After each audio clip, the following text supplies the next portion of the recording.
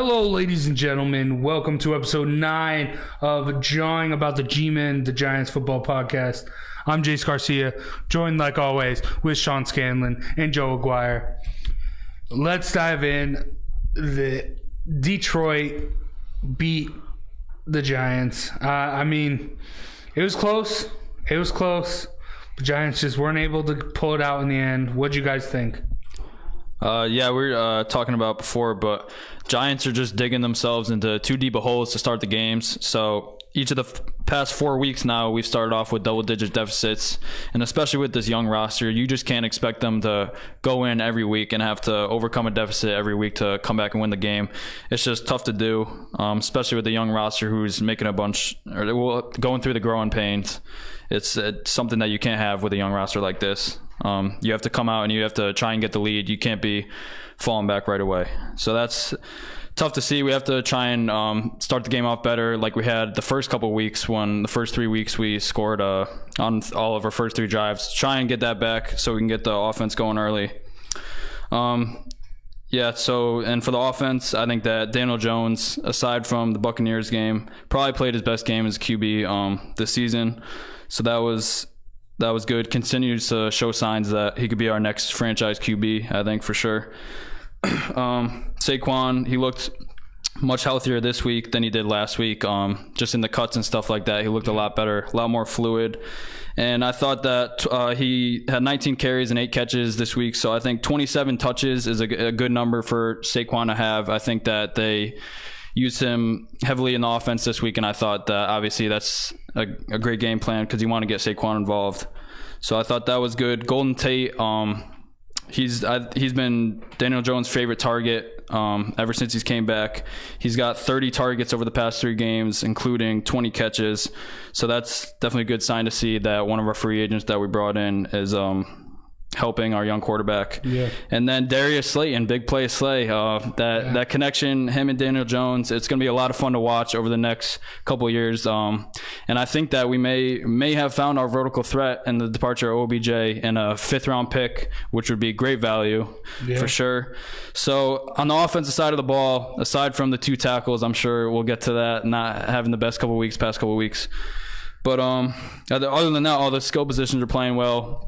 They're moving the ball, starting to score a lot more points. So offense looks good.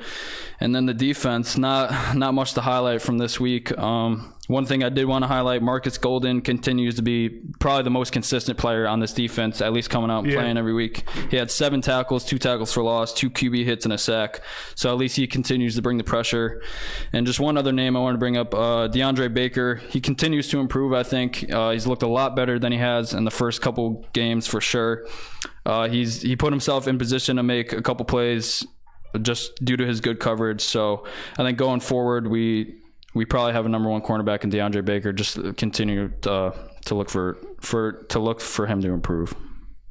My best observation coming out of this game is similar to a point I've made the last few weeks. Fire Pat Shurmur because he sucks.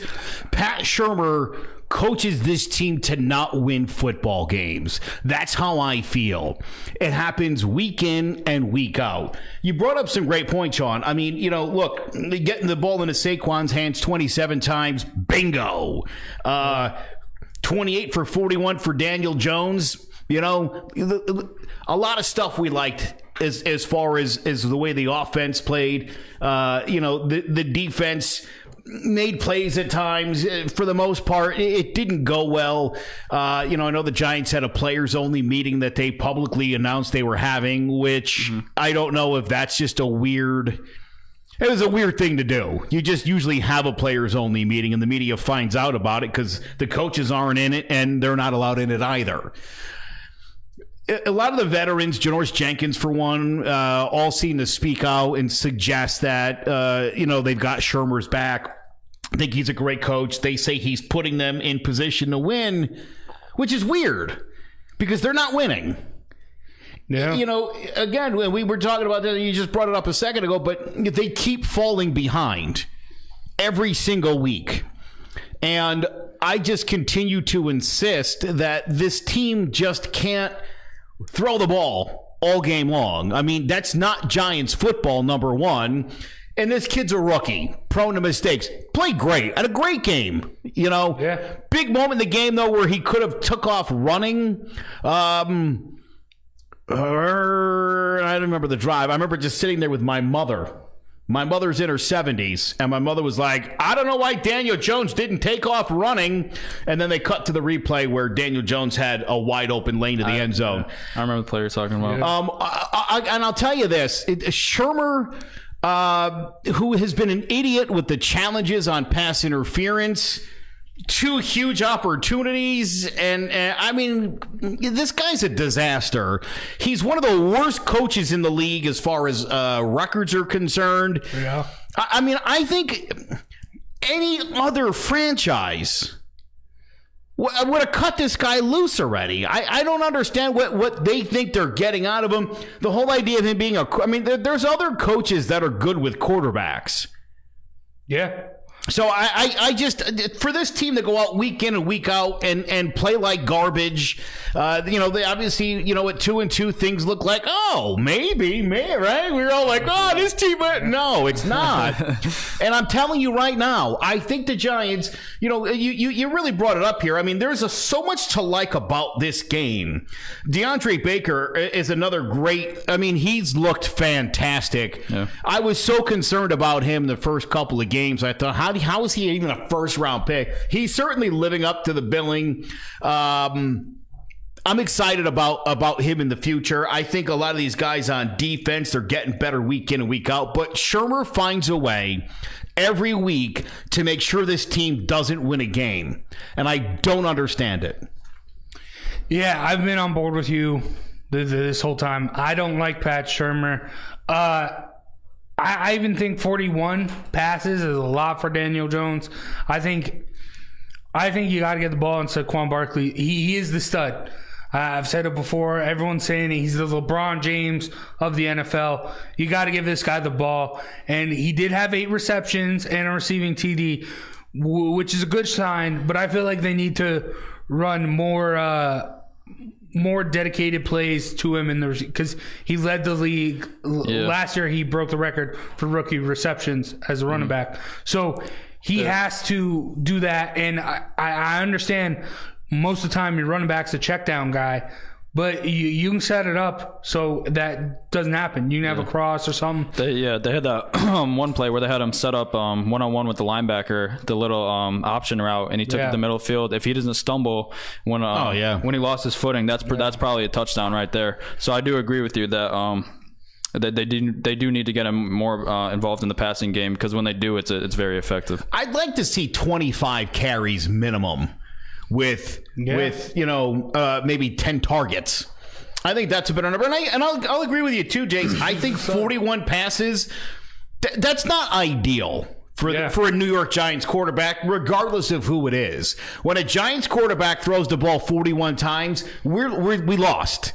It's a loss, generally speaking. Yep. It's not the position the New York Giants want to be in.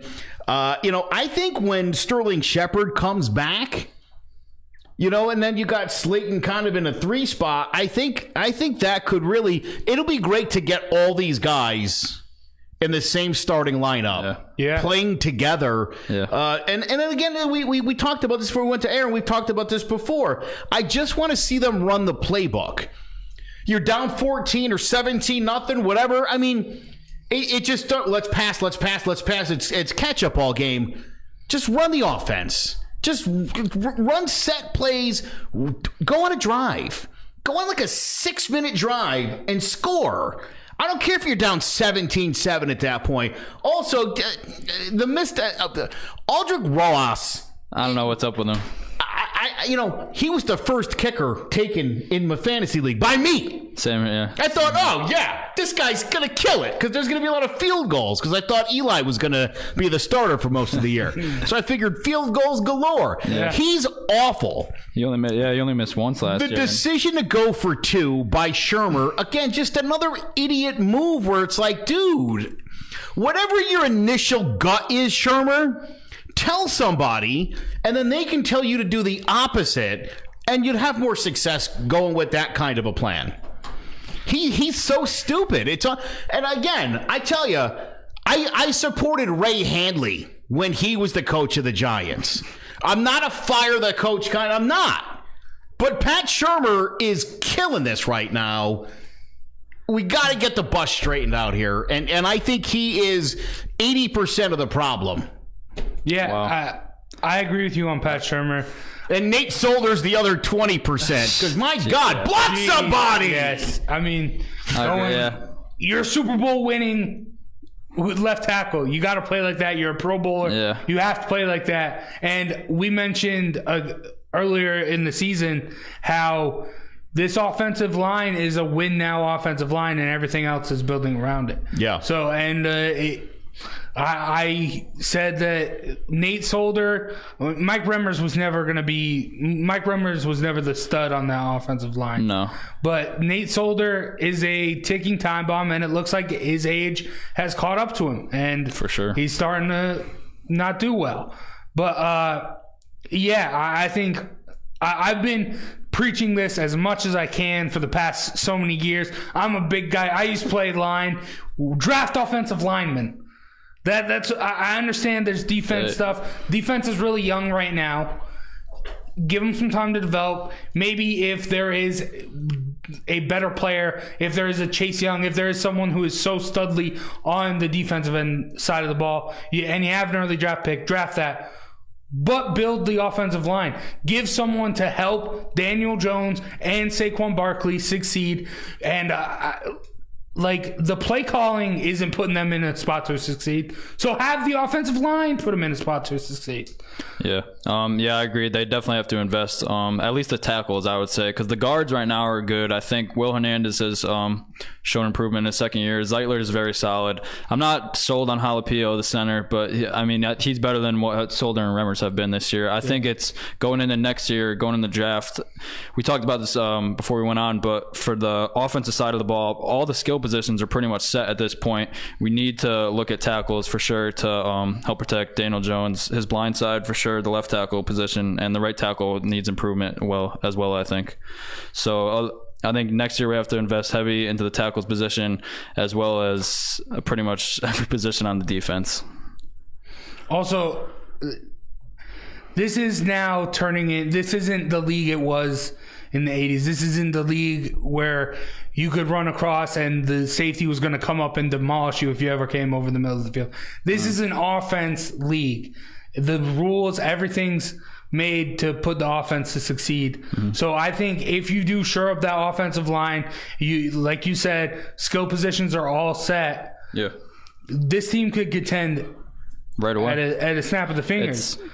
But I mean, it's that and defensive playmakers, the one spot we're hurting. I guess. We just don't have any for serious playmakers. At least there's a lot of guys that could grow into that. I think Dexter Lawrence could grow into it. We're talking about DeAndre Baker but they're just not there at this moment. So I think, and I'm sure we're going to get into the Leonard Williams trade. I think that right away he's already the best player on this defense. I don't think it's much. It's sad that an underachieving first-round pick is the best player on the Giants defense. But yes, I think that's the sad reality.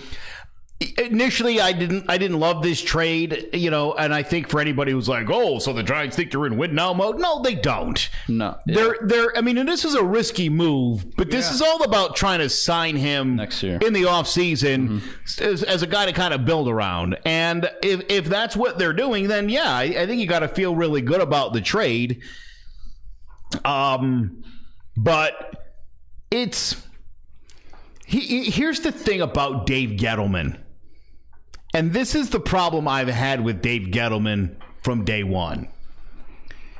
He doesn't seem to have a plan. No. Now, I know he insists that he does, but his plan seems like it's really dumb, or that he's just making it up as he goes along.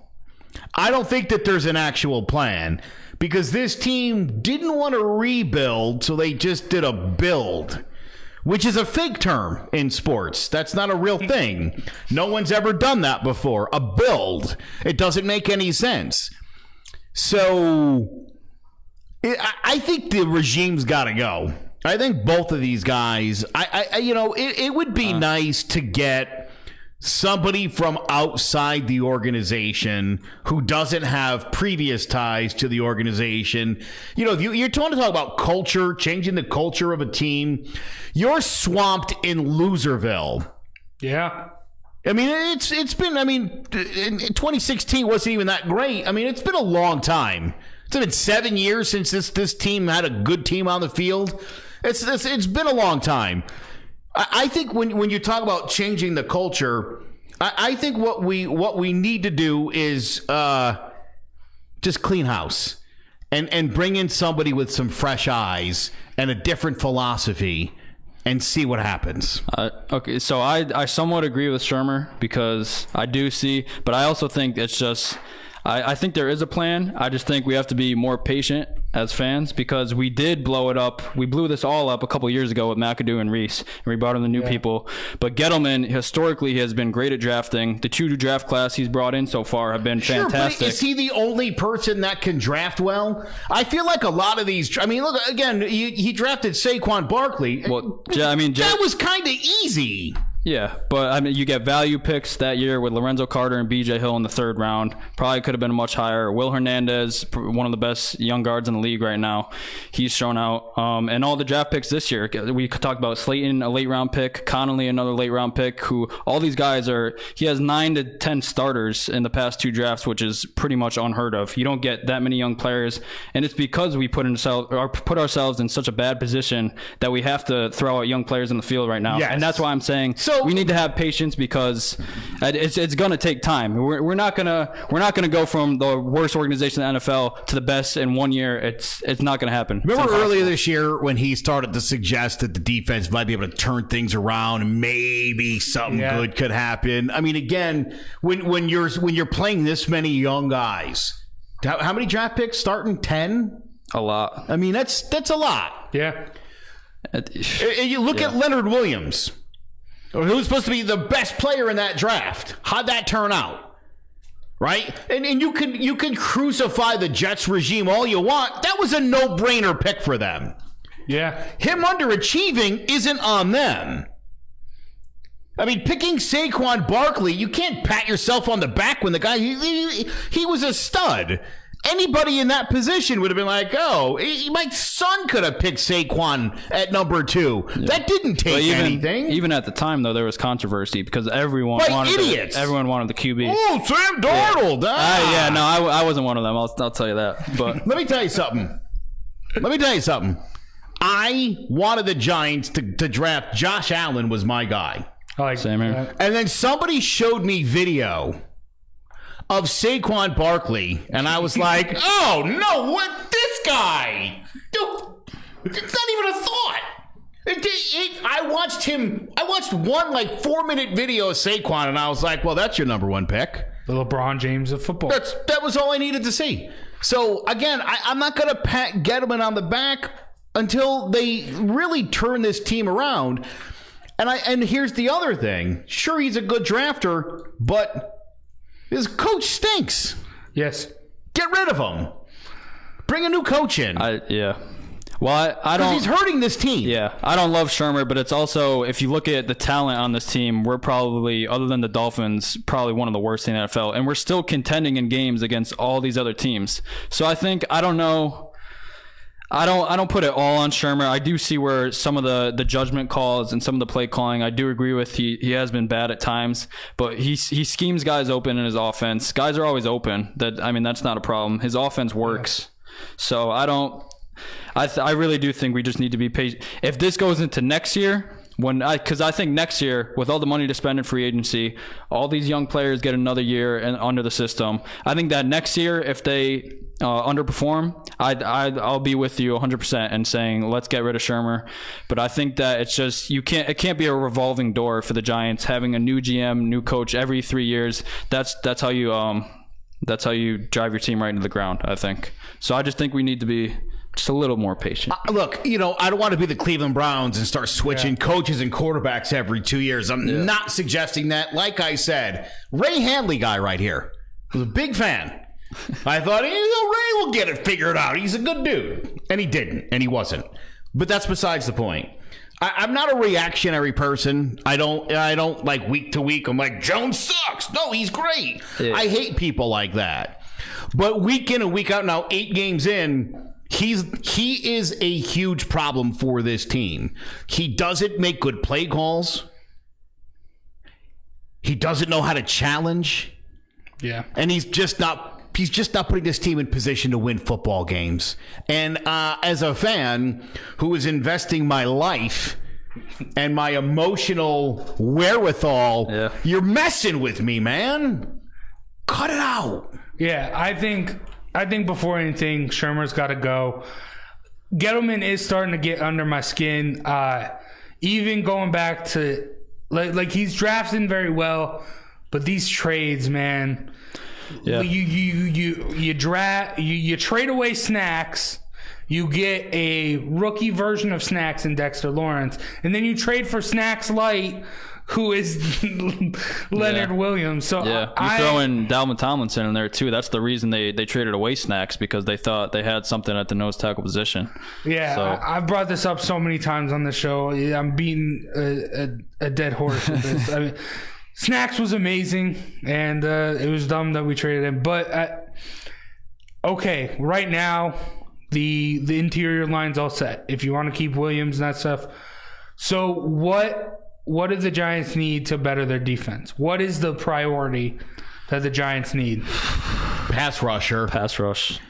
I think more than anything, because look, I think if you are in position to get because again, that whole best player available drafting philosophy, you need playmakers on defense. Yeah. And I'll tell you, I mean, for me, it's been a few years since I feel like the Giants had a playmaker. Yeah, 2016.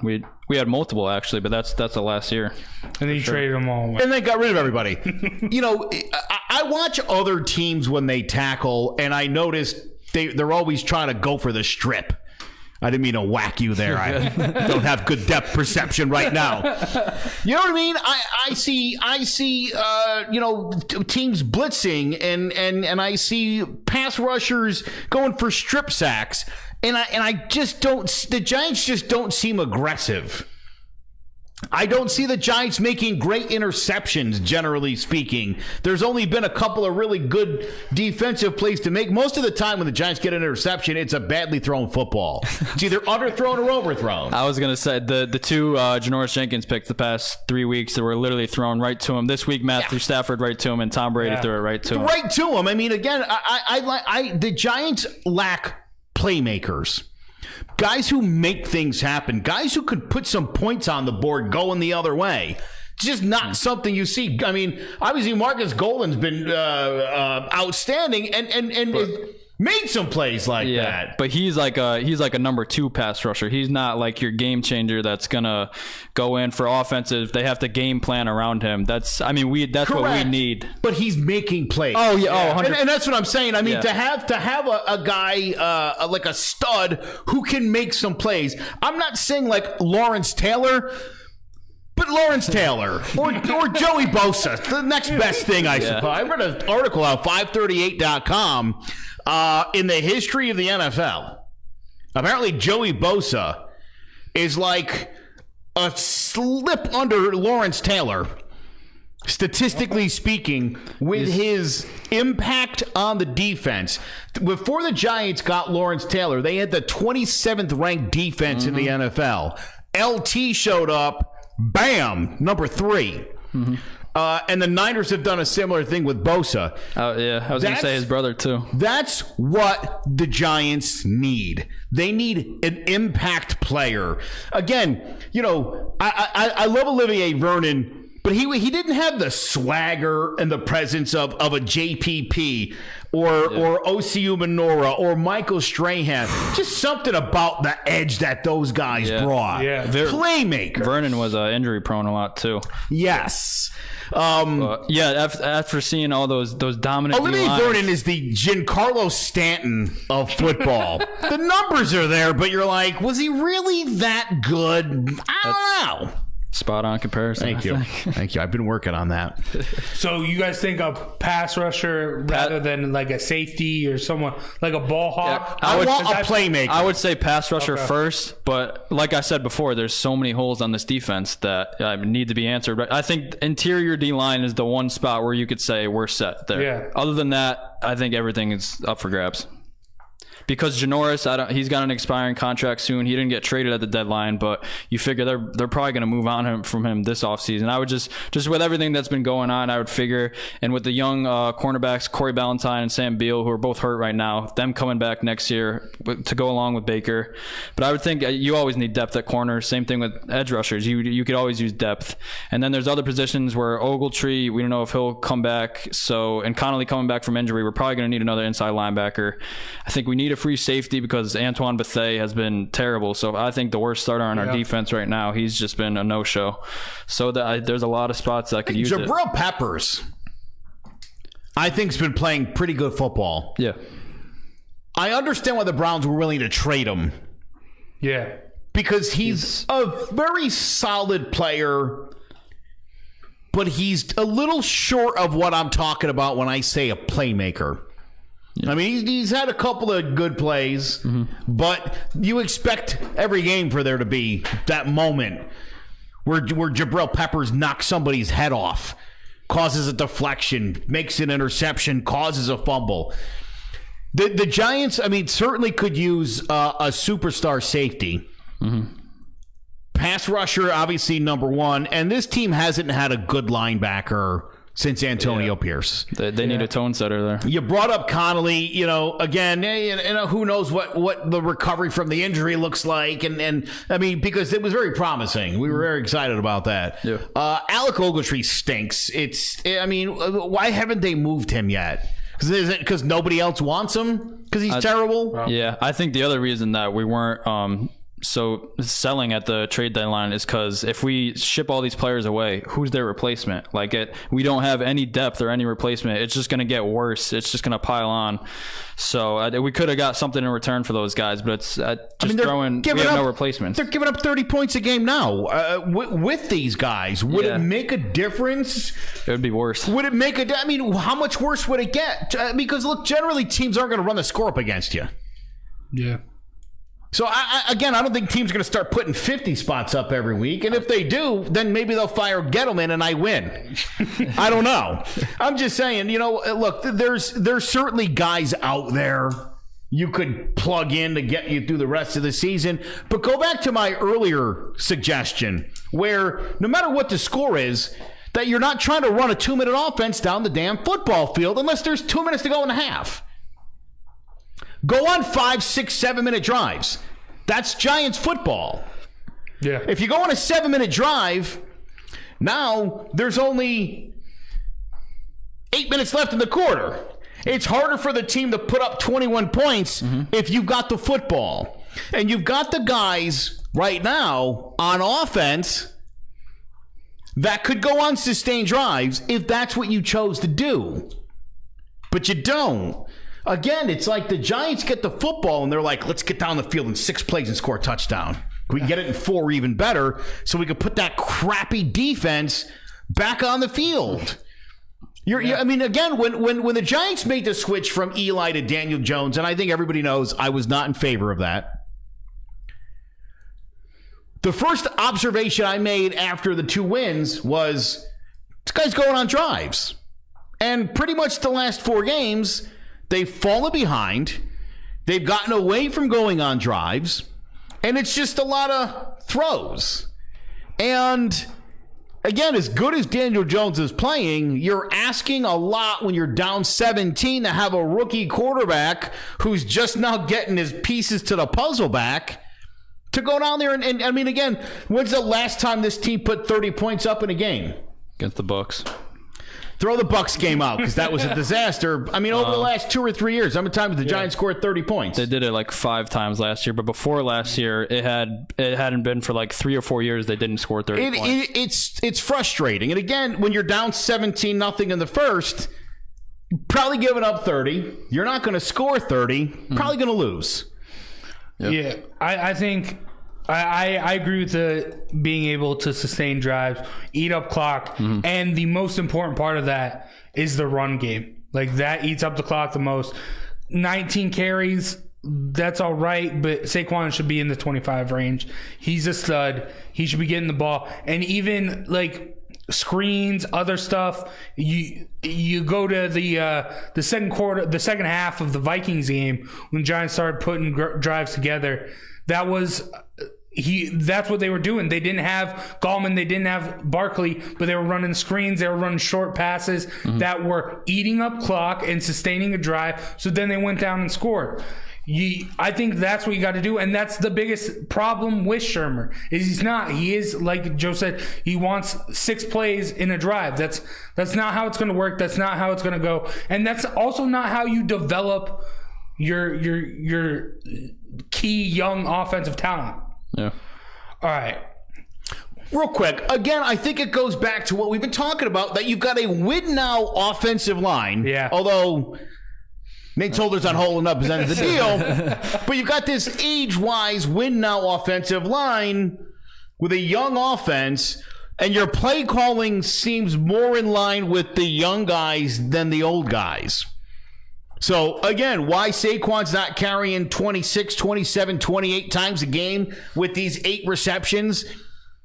I mean, think about another 7 carries. Yeah. And that's probably about 6.5 more minutes off the clock where the Giants would have had the football. Maybe the Lions don't get 31 points. Also, Saquon doesn't get negative yards on a run. Right. He's a beast. Yes.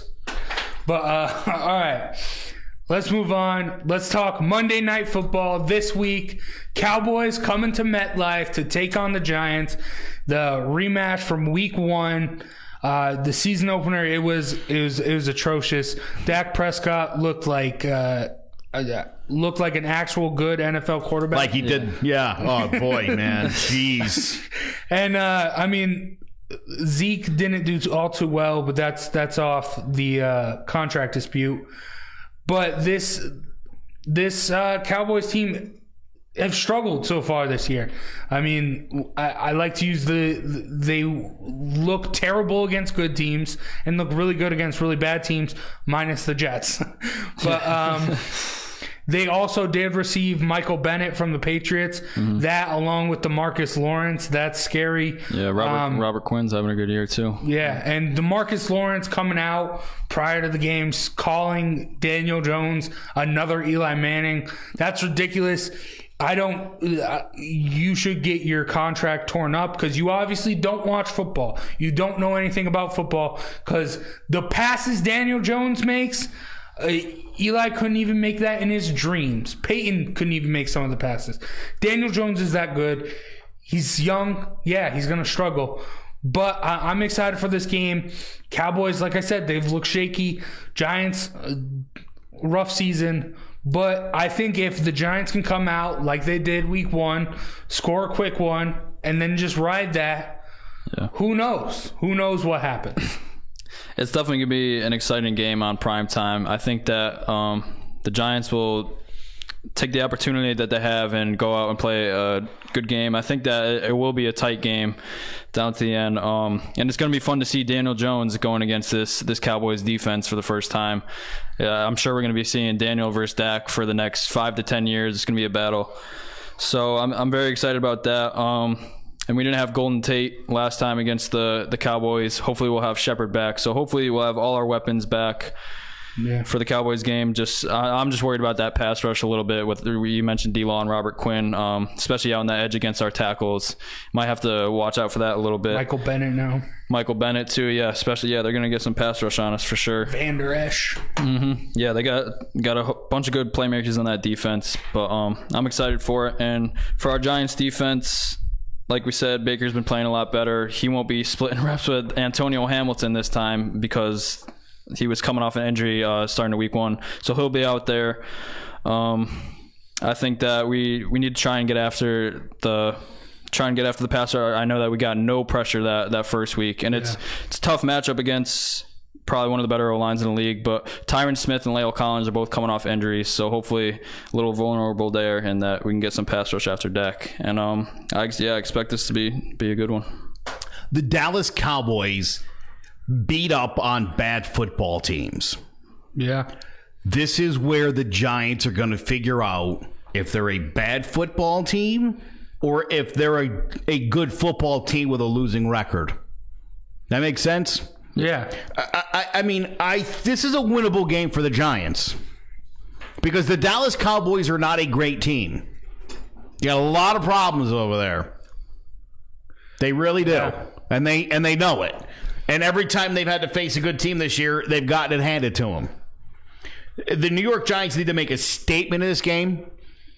They need to score on the opening drive like they did in week 1. I think you need to get back to that. They can't let this game get out of hand. I think that's important too. And I think you do that by putting the ball in Saquon Barkley's hands. Yes. As often as you can. As far as the defense is concerned, it's going to be tough. It's going to be tough because, again, going back to that game against the Giants on opening day, my goodness gracious. Watching Matt Stafford last week, 25 for 32, 342, and 3 scores. Oh, man. I just saw his nickname is Pad Statford. Did anybody see that? I've heard it before. I think that's hilarious, and it's very true. But again, I feel like this defense makes improvements, and then I watched last week, and I think, gosh, it is going to be really hard for them to contain a guy like Dak Prescott. Can roll out of the pocket, don't get a lot of pressure on the quarterback. What's that going to be like? Ezekiel Elliott, I wouldn't if he's your fantasy back. I don't know if you'd start him this week. I think the Giants, except for the Cardinals game, the Giants rushing defense has been. That was. Would you take any day of the week? I mean, again, I think the conditions and the game. I'll make an exception to that. The Giants' defense against the rush has been better. Yeah. The pass, the secondary's been awful, and again with no pass rush, you're given untalented quarterbacks all day to find an open receiver, and as Janoris Jenkins famously said several weeks ago, man, I can't cover no guy for 10 damn seconds. That's a lot of time to have to cover somebody. Yeah. I love Jack Rabbit. I do. I get it. I mean, it's not fun when guys are just running all over the field and you can't get to the quarterback. And even worse, when you're 30 yards downfield and the quarterback starts running, you're in big trouble. So it's going to be a tough week for the Giants. I think the Giants, best case scenario, I think you're hoping for sort of what you got last week where you lose 31-26 and not 31-0. Yeah, I think you can't rely on Dak Prescott to do what he did the first game. He had all day back there, too. I understand that. I mean... But what's changed? I think the defense has gotten better over the year. I mean... Yeah, Lorenzo Carter has started showing a little bit of flashes, too. He had a sack last week. And, I mean, Marcus Golden wasn't the Marcus Golden back then. And, I mean, who knows, maybe... Leonard Williams can give something. That'll give a boost to the pass rush, and then also Dexter Lawrence. He's gotten some games under his belt. Yeah, so that's going to be fun to watch. Leonard Williams and Dexter Lawrence. We're going to be vastly improved in our defensive front for sure. Yeah, so I think it's an NFC East game. The Cowboys show that they don't like MetLife as they got destroyed by the Jets. Mm-hmm. So. I think this is easily winnable for the Giants. And, I mean, yeah, Cowboys have... Stop that. Not easily winnable. Jace, you sound insane. It's winnable. I mean... It's a winnable game. How many... It's a winnable game. Don't say easily. That's cuckoo talk. I know you love the Giants. It's the NFC. When you say that, you make me feel like I don't love the Giants. Because I'm not as delusional a fan as you are. You picked against them. You obviously don't. All right. Speaking of picks, let's get into picks. You're not wrong. The last week, both you, Joe, and Sean destroyed it, 13-2. I still did a respectable 9-6. Total pick record For the year now. For the year. The whole year. What's the total pick for the year? Yeah, that's what I'm getting right now. Yeah, no, I wanted to Joe just prep. is in I didn't the want you to lead. bury it. 77, 43, and 1. Somebody tried to call me the Swami before, but the Swami's not this good. All right. Then I'm only 2 games behind, 75, 45, and 1. Sean's still hanging in there, 8 games back from the lead, 71, 50, and 1. All right. Yeah, I'm coming. You're like a wild card team right now. You're coming to take I'm Chase 6 out. games back. Yeah, I'm hot. Not just Jace. You better watch out now too. I'm Come coming. on. I'm 25-4 over the past 2 weeks. I'm coming. I am 24-5. Yeah. I'm killing it too. But listen, as soon as we do our first pick of the week, my lead will immediately increase to 3.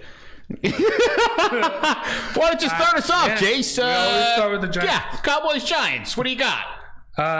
Steve Risser must have smelled that we were doing picks right now.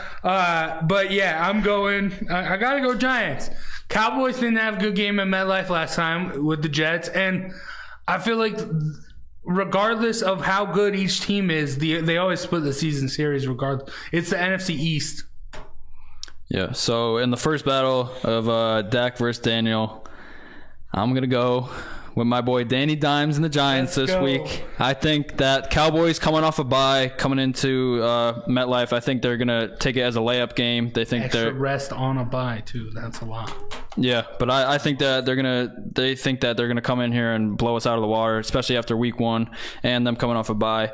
I just think that this Giants team is a lot better than they were week 1, and they're gonna come out and prove it. And I think that it's a very tight game in the end. Giants pull this one out late. I'm going to take the Cowboys, and the score is going to be something like 37-13 because Rojas will miss multiple extra points, couple of field goals. Shurmur will have him at the 5. He'll go forward on 4th, and it's going to be a disaster. He's not a good coach. This is a home game, and it's the only reason why I think the Giants even have a chance. But I will say this. Despite the fact that you both picked the Giants, if the Giants win this football game, I will be on my couch screaming and enjoying every minute of it. I hope it happens, but I'm trying to temper expectations, and I think the Cowboys are going to score more than 30 points, and I just don't feel like this team is good enough to get there yet. So, Cowboys. All right. I'll just reiterate for the 3rd time, Dallas. All right. Yeah. I can't ever pick the Cowboys. I hate the Cowboys. I hate picking the Cowboys. I do. Yeah. But we're trying to pick the winner, right? You should be ashamed of yourself. We're picking the winner, not the team we like the best. Yeah, That's come not on. What I'm not picking the team I like. I'm picking the team that I think's going to win. All right. We're a Giants podcast for a reason, though. I hate being that guy. I really do. I wanted to be the idiot that picks the Giants every week. I did. That's me. It's you. Yeah. Damn you, Jace. All right. Thursday Night Football tomorrow night. NFC West. 49ers go to Arizona to take on the Cardinals. Cardinals just received Kenyon Drake at the trade deadline from the Dolphins. This Niners team is too good. Cardinals have looked great. But don't get me wrong, but I mean, the Niners are just dominating, and I feel bad for Kyler Murray because he is going to be in for a long, long night. Didn't he get benched during that game? Last week, Kyler Murray got benched. Did he? I could swear I read that. I don't know. Unless he got hurt. I don't think it was. I think he got benched. I think he got pulled. That'd be surprising. Just because that's you do your Kingsbury's thing guy. for a minute and let me look this up because I got an alert because I didn't start him obviously last week on my fantasy team, but my understanding was he got pulled during the game because he was not playing well. They played the Saints. Maybe late in the game. I really didn't look at much in that game, but I just saw that the Saints won big. But all right, anyways, for my pick this week, it's got to be 49ers. The Cardinals' offense has improved a lot, especially over the past couple of weeks. Not take away last week against a great Saints defense, but they're starting to find the rhythm. But this 49ers front is just way too much, and they're going to overwhelm on Thursday Night Football. Maybe I read something stupid on Twitter. He didn't get benched. He's 33 passes. Did play like garbage. They scored 9 points. Listen, getting the best player from the Miami Dolphins ensures nothing. So if you're Arizona, great. The 49ers win this one, I think, quite handily. And I'll tell you what, I think the 49ers are a good team. Yeah. I think we can officially say that. I think it's time to, again, I don't think you go 7-0 in the NFL if you're not a good team. I just don't think it's possible. I really don't. Not in 2019 where, week in and week out, crazy stuff happens. There's been upsets almost every week, every week so far this season. Yeah, multiple. And for the Niners to be unblemished at this point, I'm serious. That's a really good football team. Mm-hmm. Yeah, I agree with that. Then AFC South battle. Texans at the Jags. Going to Jacksonville. London. Oh, yeah, it's in London? Yeah. All right. That doesn't change anything. Texans are going to... Yeah. Deshaun Watson's going to go off. DeAndre Hopkins is going to go off. They're going to score all over this Jalen Ramsey-less Jaguars defense. So the first matchup was Texans pulled out 13-12, a very tight one. I think it's going to be same kind of low scoring game, but I say that Gardner Minshew and the Jags pull this one out. I think that the defense steps up. And these AFC South games are always ugly, tight games down to the wire. I don't think anything changes this week, but I'm going to go with the Jags with the win, split the series for the year. I think the only way the Jaguars win this game is if Deshaun Watson forgets to get a passport. Yeah, or if the plane crashes. Yeah. Well, even then, I think the Texans could probably assemble 53 dudes and probably beat the Jaguars. So I'll be taking the Texans. Although, hey, look, the Jaguars, I think the Jaguars, look, that's a great defense. You got a pretty decent quarterback in there. I feel like they always come up just a few plays short of winning. Yeah. And I think that will continue this week. And Leonard Fournette has actually he's been playing great. He's been living up to his third round, which is nice third to overall see. pick. Nice to see. And I think that he continues it this week and runs all over the Texans. Yeah, I mean, the Texans did also lose J.J. Watt for the season. Yep, that hurts. Season-ending surgery, but that offense is just too explosive. Oh, I forgot about that. Go Jags, baby. Oh, man. And it was 13-12 in Texas, right? Yep. Mm-hmm. It was a home game for him. You want to change? I love Deshaun Watson. It's my guy. I'm going to stick with him. He's going to win it late. All right. That is a high-powered offense. Respect the loyalty. I'm going to do it. I really do like Deshaun Watson a lot, man. And I really enjoy watching that guy play. I have since his Clemson days. Mm-hmm. I think he's really got the potential to be like a great NFL quarterback. Yeah, he's an MVP talk right now, easily. Yeah. Then we got the Redskins going to Buffalo to take on the Bills. Trent Williams ended his contract holdout and finally reported to the Redskins and was not traded as he hoped. But Redskins, it doesn't matter if you get your best player back, they're still terrible. The Bills are going to get it done.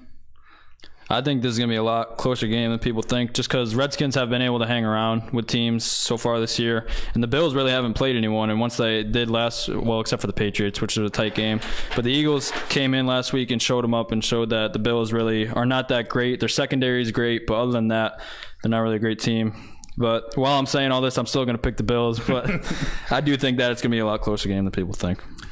The Bills they bit me last week, boy. Bills Mafia. Yeah, I believed. I'll tell you what, it's good to get your best player back. But, unfortunately, he's not a quarterback. Because if it was a quarterback they were getting back who was their best player, maybe they could win a football game. Unfortunately, the Bills. I think it's going to be a close game. You're right. The Redskins... they've been hanging around. They always do. Except for the Giants, really. Yeah. So I think it'll be a good, fun game to watch. If the Bills, I swear to God, though, I'll go against you next week for sure. I feel bad for Dwayne Haskins because this dude isn't even taking first-team reps, and he's getting thrown into games. This is what I was scared would happen with Daniel Jones. Right. He didn't. But I just feel really bad for the guy. Yeah. Then... a pretty big game. The Vikings go to Kansas City to take on the Chiefs. Vikings are pretty hot. Kansas City gave the Packers tough game, even with Matt Moore, LaShawn McCoy carrying the ball like a loaf of bread. Yeah, that was garbage. But it's at Kansas City. Vikings. They don't seem like as much of a contender as the Chiefs are. Chiefs will go get it done at home. Yeah, Vikings are very hot right now. Kirk Cousins has looked very good over the past couple of weeks, but it's tough to go in and win at Arrowhead. They've already lost twice at home this season, which usually never happens. I don't expect them to lose this week. Matt Moore or Patrick Mahomes, I don't know. We don't know if Mahomes is playing or not. Yeah. But Matt Moore stepped in and looked really good last week on Sunday Night Football. So I expect this to be a closer one down on the wire, but I think that the Chiefs will pull it out at home. I think this is just going to be one of those years for the Chiefs where... It's going to be an unforgettable season. I believe the Vikings are going to win this football game. I don't know. There's just something about the Chiefs this year, sort of like with the Rams. They seem to have lost their edge a little bit. You know, some tough losses at home, and I think this is going to be another one. Believe it or not. Yeah, tough year for the Chiefs. I was really going back and forth in this one. The only reason I picked the Chiefs because I think Kirk Cousins has just had too many weeks of lightening up that I think he's bound to come back to life one week, and I think this will be it.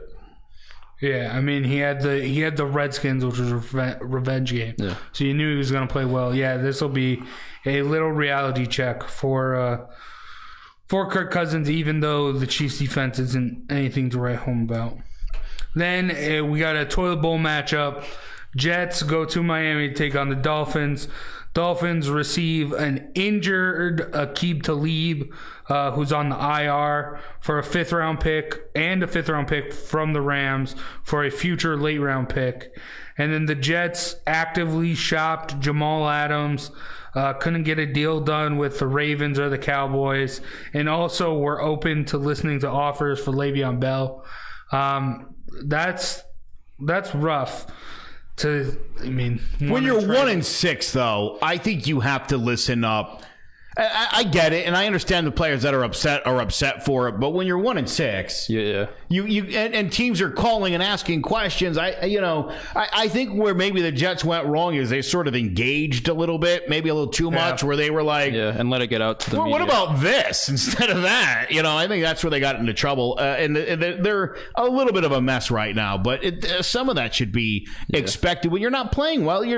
That's what happens. Yeah, bad teams, especially you got to listen to offers like that. Because if they give you something that blows you away, say 2 first-round picks for Jamal Adams, you almost have to hop on that, especially the way the season's going. Yeah, and also with the Dolphins came out hot against the Steelers. And then I think they realized that they wanted Tua, so started throwing the game a little bit. I think the Dolphins are just looking forward to the draft right now. Jets, I guess they have some hope in Sam Darnold. Maybe. This game is after Halloween, so all the ghosts should be gone. So I'm picking the Jets to go on the road and get it done. I really wanted to pick the Dolphins in this one, just because if there is a game that they're going to win all season, I think that it would be at home against the Jets, especially the way the Jets are playing. Sam Darnold has looked a revenge awful the past. Fitzmagic too. Fitzpatrick of revenge. Do I do it? No, I'll go Jets. I think it'll be a very close game, but just picking the Dolphins to win any game in this league is tough. I have in my mind seen the final NFL standings. That's why my picks have been so good. Okay. I just got to put them in order. Okay, yeah. And the one I definitely know is that the Dolphins are going 0-16. I've seen it. I've seen the final standings. Yeah. 14-2 Pats. It's happening. I know people are like, they're going to tough schedule. The Pats just keep on winning. They're going to go 0-16. So I don't even need to tell you. But the Jets are going to find a way to win this week, even though Sam Darnold, Steve Risser, is a massive disappointment, and he's never going to be a superstar, despite everything you thought, everything Mike Francesa told you, and even Mike Francesa. You guys heard about that? But somebody called Francesa out, and they were like, you said Darnold was going to be a superstar, the biggest star in New York. He was like, I didn't say that. And then they played the video of him saying, he's going to be the biggest star. Yeah. There's a hilarious Twitter account that has, it just has all old clips of Mike Francesa, like, saying ridiculous stuff. And then when he denies it, whoever it is, they're tremendous for it. But they go back in the vault and pull it out, and they're like, no, he actually did say it. So yep. That's great. Classic Francesa. With Sam Darnold, this is what we didn't want to see with Daniel Jones. Mm-hmm. Daniel Jones has shown development. He's becoming a new player, a stud at the quarterback position. Sam Darnold, same exact quarterback from USC, doing the same exact stuff, making the same exact plays, the same exact mistakes. He just hasn't. I think that says more about the Jets organization than it does Sam Darnold. But I don't. I think he does come to play some games, and this is a game it's easy to come to play because the Dolphins are going to be 0-16 and get Tua Tagovailoa. But yeah, the Jets are a dumpster fire. Then the Bears go to Philly to take on the Eagles. This one's a really tough one to call. It is. Pinheiro. Remember my rant last week about how awful the Eagles were? I said they're a really bad team. One of my Eagle friends chastised me for ripping into them. And then... hey, you made them win. I made them win. You motivated them. I mean, Bears can't seem to find a kicker, losing after another missed field goal last week. Eagles get Deshaun Jackson back, but I just... You're going to pick a bum? No, I'm not picking the Bears because of Mitch Trubisky.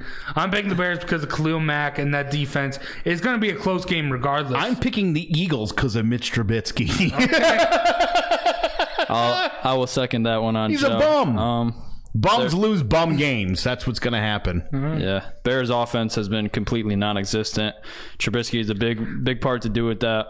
Even though the Eagles secondary that's their biggest weakness, I don't think that terrible. Yeah, I don't think that Trubisky is going to be able to exploit it though, because he can't push the ball downfield great.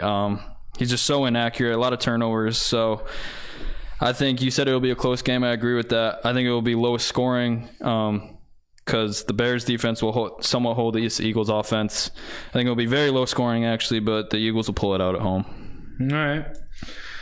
Then the Colts go to Pittsburgh to take on the Steelers. The Steelers struggled against the Dolphins on Monday Night Football, and the Colts have looked great. The Steelers did also just get back Mason Rudolph, though. Still trying to get back into things. I mean, I understand how you struggle in your first half back from an injury, but the Colts are too good right now. They go, if they could beat the Chiefs at Arrowhead, they're gonna go into Pittsburgh and beat the Steelers. All right. I'm going to go Steelers with this one. I'm sure you guys don't like that pick, but they're... I love it. I'm so glad. Oh, you I'm guys actually... to build space between the here and the standings. Yeah, but you're not going to, and I'm going to tell you why. I love it. Because Steelers at home, they're going to come out, and their defense is playing a lot better. They finally started to find that rhythm in the second half against the Dolphins with the Mason Rudolph-led team, starting to throw the ball downfield a lot more. I think Juju will get a lot more involved. And the Colts, I mean... You mentioned their big wins, but also almost losing to the Broncos at home is unacceptable. They could have lost that game easily. We were talking about Joe Flacco explaining. Almost NFL. Okay. It's an interesting reality you're living in. And it's not hard to find your rhythm as a defense when you're using a metronome. And that's the Dolphins' offense. Yeah, but they'll get Jalen Samuels back. I'm just saying, a lot of people are steeping on the Steelers team. Their defense has looked a lot better the past couple of games, other than the 14-0 of the Dolphins. But that had to do with the turnovers on the offense, the defense being put in a rough spot. I just think that Steelers are heavily slept on. They're 3-4 now. They're starting to make a push in that AFC North because no one is pulling away. I think that they see that as an opportunity and they go out and win this game at home. I said I wouldn't go against Jacoby Brissett like I did earlier in the season, and I'm going to stick to my guns. But I will say this. You're right about the Steelers, and as well as the Colts have been playing, they are probably due for a letdown game. Pittsburgh's a tough place to play. I wouldn't be shocked if the Steelers pull it out, but I am still going with the Colts. I think the Colts are good enough. Last week's game, a 1-point win over Broncos, that's a letdown game.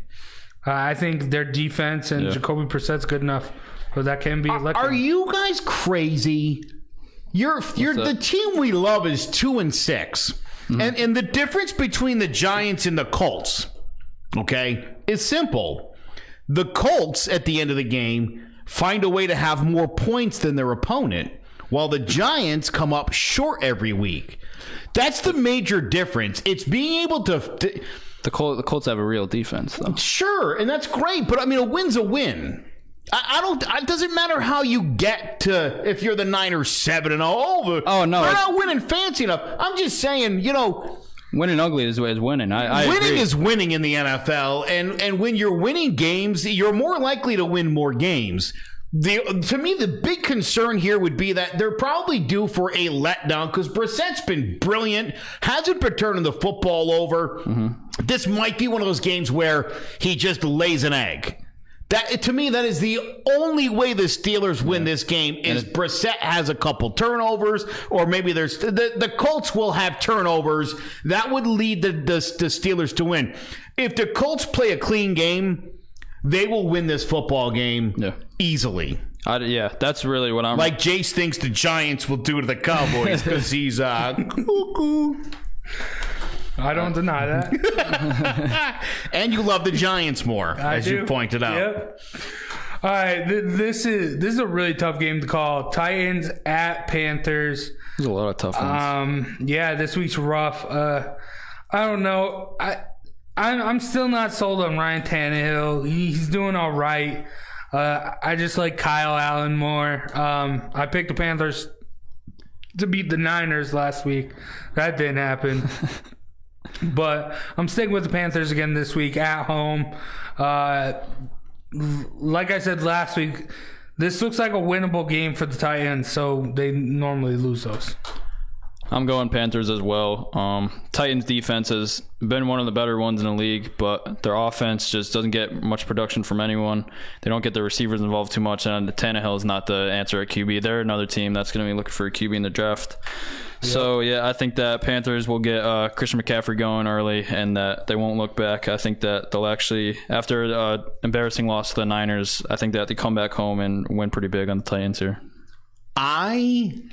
First of all, I want to give a shout out to Trevor Keys from Keys to the City, shouting us out to his group. Nice. So thank you.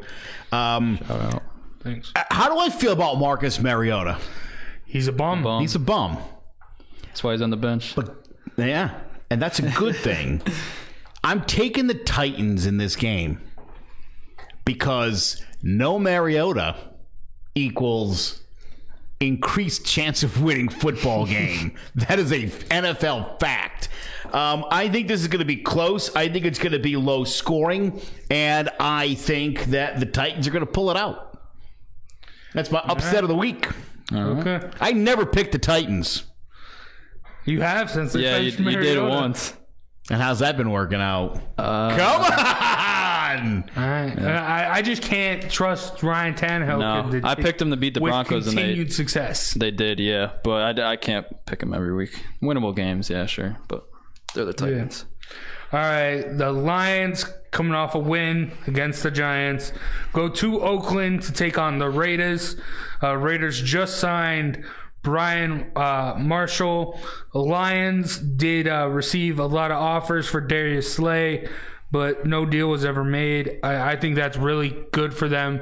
Darius Slay is a very good defensive back, and he has been like the real key to the Lions' success over the past couple of years, and he's been the one they've been building around. So I like them not trading him away, but. Going in against the Raiders, that's a tough place to play. Such a crappy field. And I mean, especially the way the Lions play football. I'm going the Raiders here to get it done at home. Raiders have been sneaky good this year. Yeah, this another tough one to call. This week is killer. Honestly, I'm scared to see what my record is at the end of the week, but hopefully we'll hope for the best. And this one, I'm gonna go with the Lions. I think that their passing attack has been very good so far throughout the start of the season. Stafford has looked great, and I think going against this Raiders secondary, who's not the best, I think that they're gonna look to exploit that and put up a lot of points this week. I think that the Raiders will respond back with a lot of points because the Lions struggle against the run. Josh Jacobs, who's having a great rookie season, I think that he's going to get going for them. So I think that it's a very high scoring game, but I think that the Lions probably win by a touchdown late in this one. I underestimated the Raiders. I just, again, having watched the Lions play against a really bad Giants team, in what turned out to be a closer game than it even needed to be, I think speaks to the idea that the Lions got off to a 2-0-1 start, just really aren't a good football team, and Matt Stafford's not a good quarterback, and I think facing a good defense, maybe not saying good defense, but a better defense, I don't see it happening.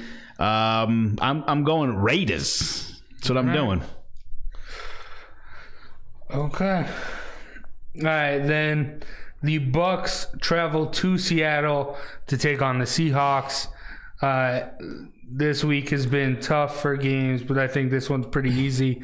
Seahawks get it done at home, plain and simple. Yeah. If Jameis Winston is playing, which he will be, I'm going to have to pick the other team every single time. So, yeah, this is like you said, very easy one, Seahawks at home. Yeah, I don't even think I need to say anything about this one. This is my no-brainer pick of the week. I didn't even think about it. Yeah. It's the Hawks all the way. And this last week, he didn't play great. Wilson didn't have a great game, but still managed to get it done. So, yep. All right, then the Browns go to Denver to take on the Broncos. Denver's a tough, Mile High Stadium. That's a tough place to play, and the Browns are garbage. So I'm picking the Broncos to get it done at home. I'm with you on this one. I think that Von Miller's going to have a field day going against this offensive line. He's going to be in the backfield all day. The Browns, they've struggled a lot, even though although they played the Patriots defense last week, so it's kind of hard to tell playing against a D that great. But I do think that the Broncos will come out at home and win this one. I think that it'll be another low-scoring game because I don't know about this Broncos offense, but I think that they'll pull this one out in a slow and low-scoring game.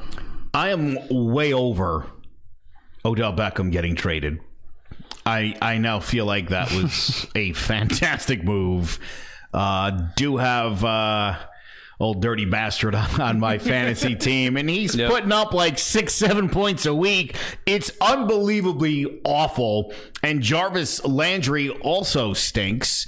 Baker Mayfield is terrible.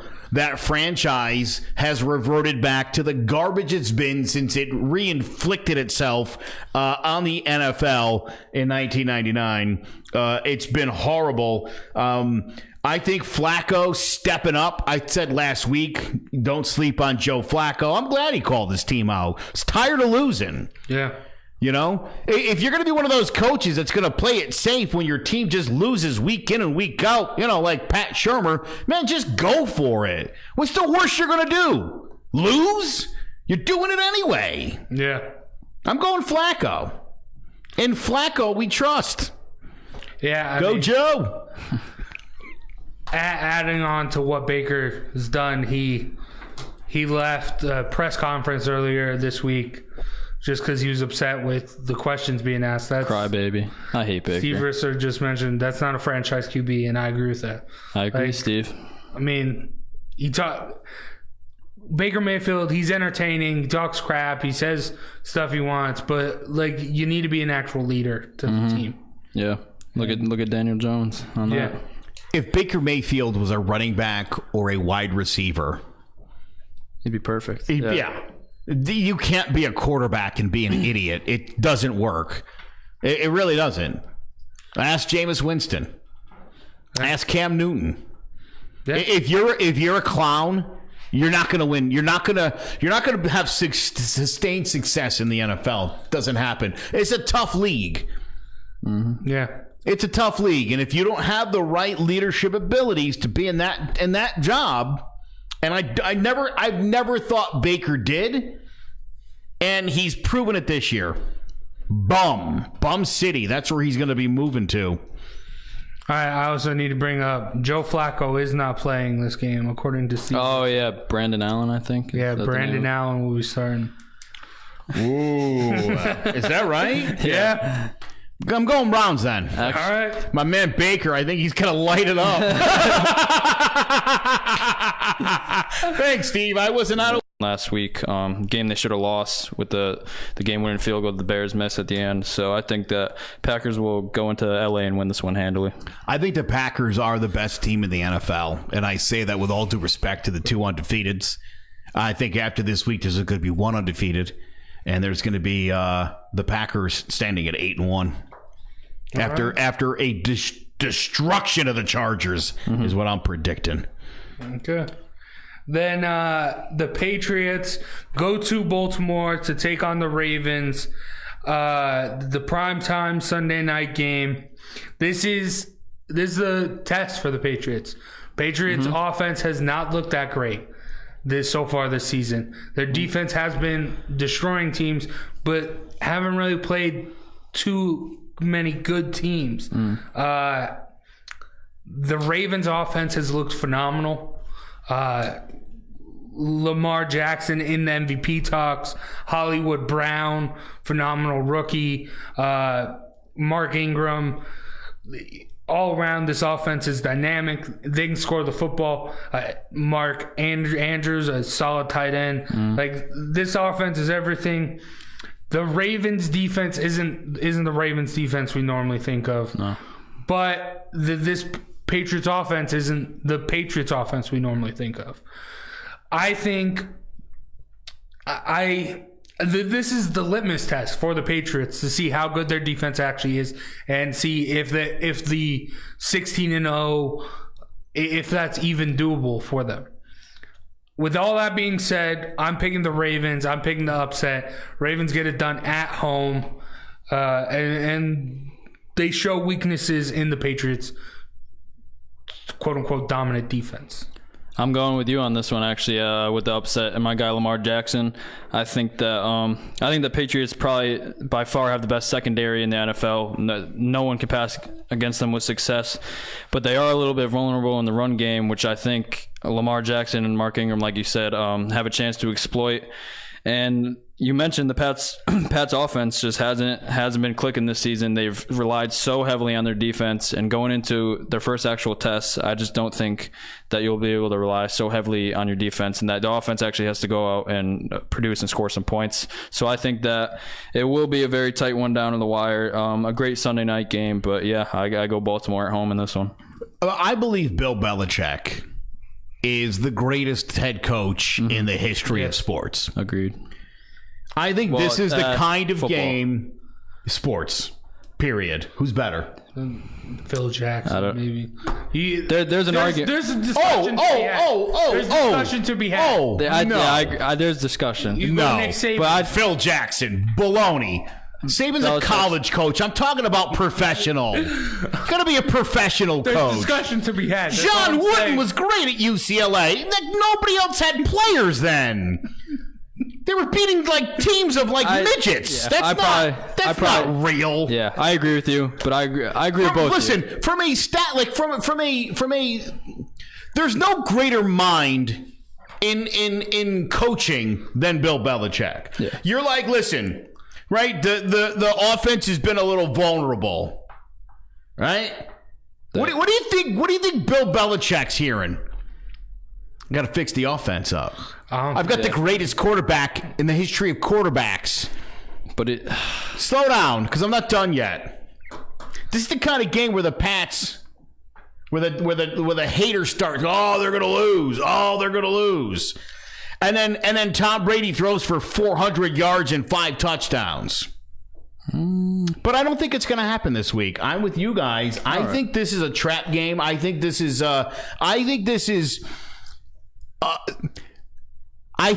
just, it's going to be the humble game for the Pats. I think the Pats will lose this game. I think they'll lose in week 15, and that's going to be it.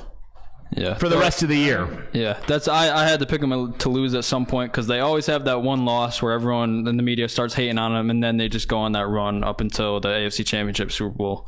So I agree with you on that one. And but the Pats offense, really, though, that they're going against a great secondary. Marlon Humphrey, Marcus Peters, Earl Thomas. They have a great secondary, and that's where they've struggled so far this season is getting the ball downfield. So I think it's a very favorable matchup for the Ravens, even though I don't think it will be a blowout by any means. Definitely right down to the wire. But, I like Baltimore.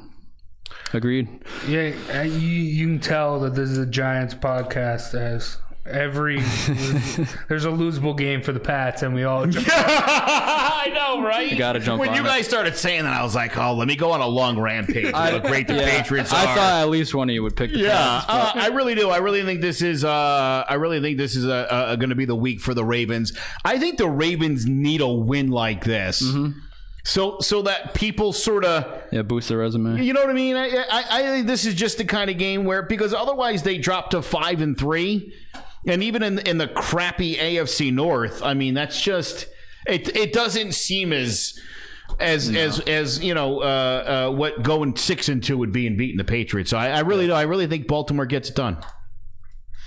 All right, the Falcons, Bengals, Rams, and Saints all have a bye this week. Now let's talk some fantasy football. Top performers from Week 8, as I like to do the perfect lineup for QB. You could have either started Deshaun Watson or Daniel Jones. Both had 27 points. Running backs, Aaron Jones and Aaron Jones had 40 and Tevin Coleman had 37. Wide receivers, Mike Evans had 42 and Cooper Kupp had 38. Tight end Ryan Griffin for the Jets had 24 points. Then flex Latavius Murray had 36 points, and the Patriots defense had 20. Sadly, I woke up late Sunday morning. Oh, no. I set my lineup Thursday, and they still had Alvin Kamara playing then, so I wasn't able to put Latavius Murray in.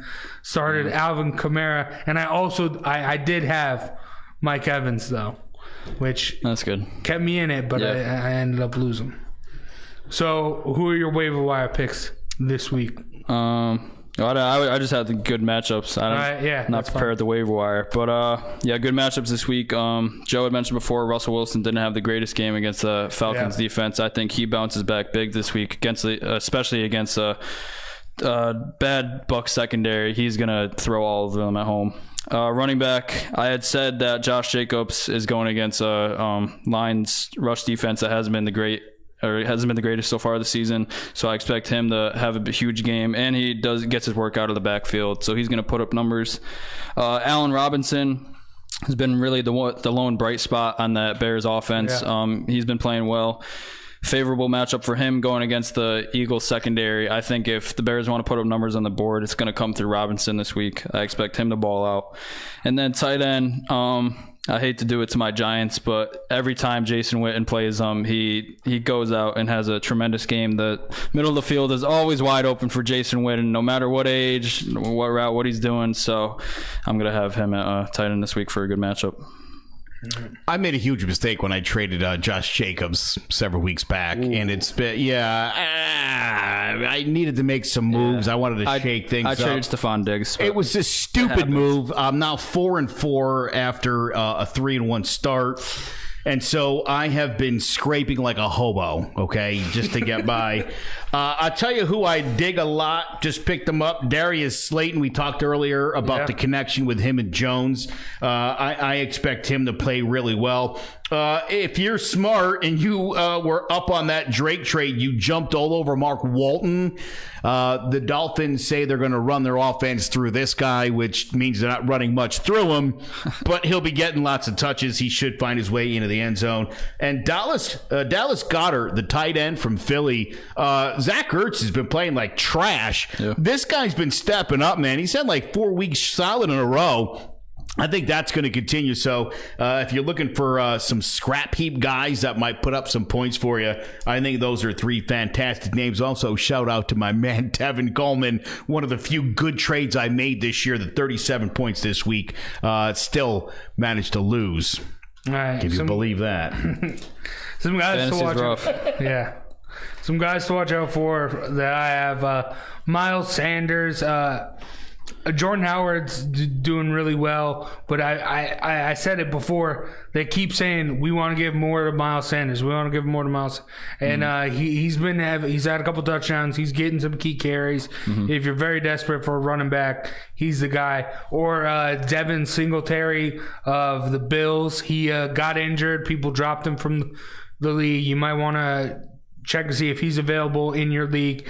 Frank Gore is obviously up there in age. He's still doing the darn thing, but Devin Singletary is getting a good amount of snaps at running back for the Bills. And then Mohamed Sanu, he's gotten some time to get accustomed to the Patriots offense. I expect him to start doing some things and start getting some catches from Tom Brady.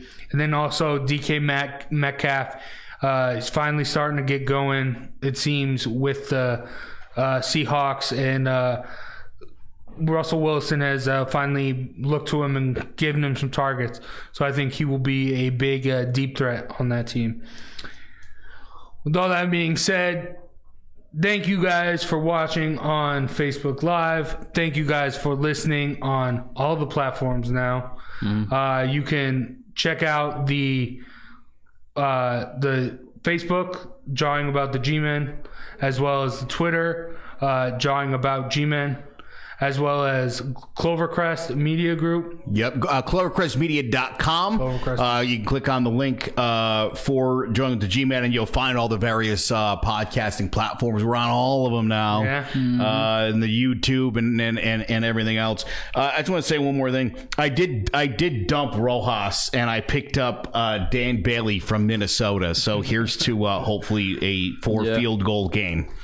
All right. All right. Thank you guys for watching and listening, and we hope to see you next time.